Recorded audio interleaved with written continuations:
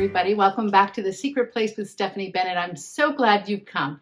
Today I have, as normal, a book for you that I'd love to share. I've shared it before. It's by Peter Kreeft called Wisdom of the Heart, the good, the true, and the beautiful at the center of us all. This is just a magnificent volume. It's wonderful. And I'm going to share a passage from it today. And this is all about the heart. What is the heart? What does it mean to have a true heart? What does it mean to speak from the heart, etc.?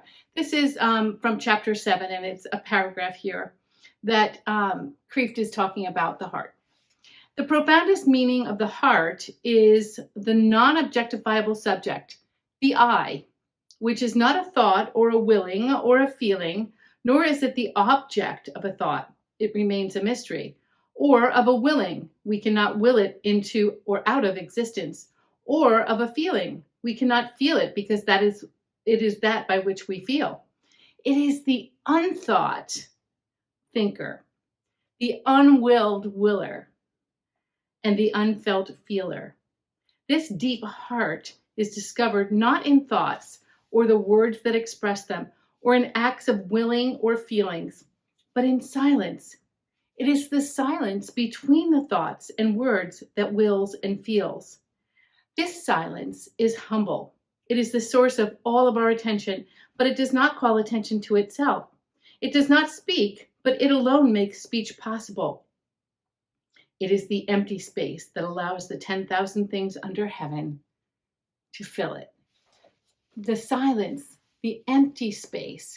We've talked about this before. Sometimes I think when I talk about silence, or when you think about silence, you may just be thinking always about contemplative silence, because we focus on that so much here in The Secret Place. But there are different kinds of silences. There's an attentive silence. There's a relational silence. There's an ontological silence. And of course, there is a contemplative silence. But I want to talk for a minute about the attentive silence. That which Kreeft is talking about, that which really listens to the other, really listens to one's own self, the core of one's being, one that really listens to God, as Thomas Kelly would say, in holy obedience. And that is what is known as the heart. The heart is defined in so many ways for so many generations, in so many different spheres of study. But for our purposes today, let's just talk about the heart as being that place that one needs to speak from, the most authentic sense of self. This is important when we talk about communication theory. This is so important in public speaking, of course, right? Think about the people that you love listening to. Think about public speakers or motivational speakers, priests or ministers, people who maybe teach. When they speak from the heart, we listen, and we can kind of tell. We zero right in if they're not speaking from the heart, don't we? We just go, oh, there's something inauthentic about that. There's something fake about that. And so when in a public speaking situation, we want to find a way to be at peace, and we want to be calm, and we want to be most at home to make others feel at home. Well, this is the kind of place of the heart that Kreeft talks about. And I'd like to link that to the prayer of the heart that we've spoken about in The Secret Place a number of times. The prayer of the heart, Henry Nouwen talks about it. Jean Guion talks about it. It's a prayer that is deeper than the conscious supplication or a petitionary prayer, where we are using our mind, we're using our intellect to pray fervently. So the heart is not about whether we are praying fervently or not. There's that nuance of description or definition in it too, but it's really more about the core, that really center of our being where we're most ourselves, and bringing that in all of its fullness, bringing that core of ourself, no matter how bland, dusty, dirty, or unkempt we may feel in that core, or no matter how wonderful and joyful we may feel.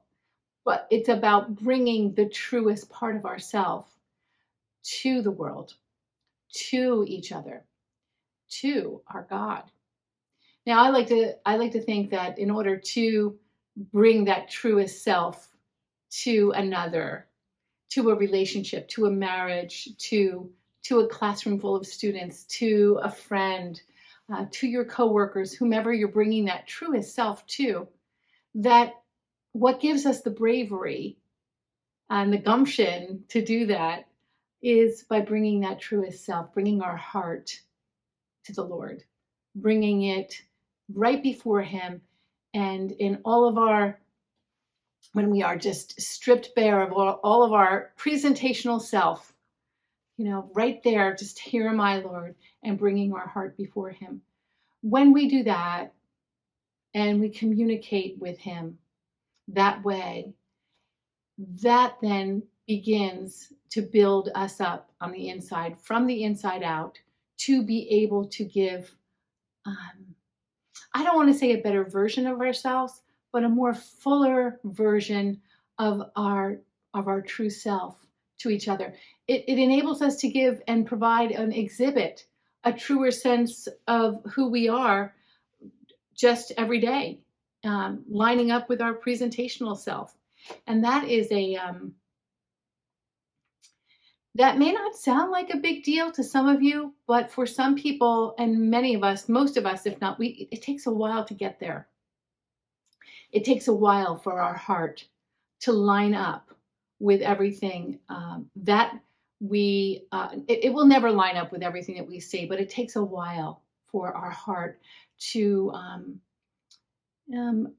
reveal itself, shall we say, in confidence, in strength, in truth.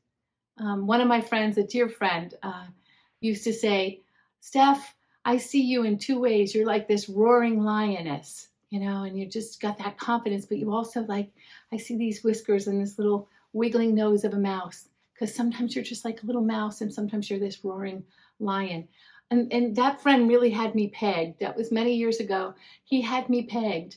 And I find that the more that I just let that little, fraidy cat mouse out sometimes, when that's who I am at that day, it connects more with folks in interpersonal communication, in authenticity. And when, I don't ever have to put on a roaring lioness persona, because that part is in me too, as well as the little mouse.